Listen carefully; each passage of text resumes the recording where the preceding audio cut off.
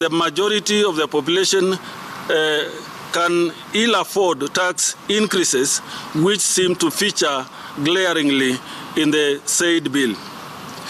While acknowledging that the fact that the high cost of fuel and the high inflation in the country has been caused by a myriad of factors, including global trends, we are concerned that the government has by default resorted to increasing taxes to snowball revenue collection. It beats logic that even with the evident financial constraint, the government has not communicated a way forward to the budget deficits. Delayed salaries and pension payments is an indication of skewed priorities.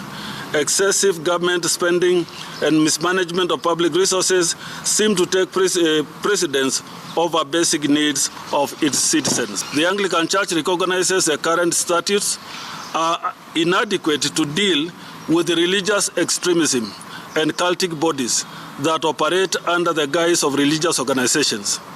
The Church will consider and support a governing law that will stem the proliferation of extremist or cultic practices, but must protect and promote religious freedoms for all our citizens. We condole with the families who lost their loved ones in Shakahola and caution the public to be alert and report any suspicious religious practices. Anglican Communion.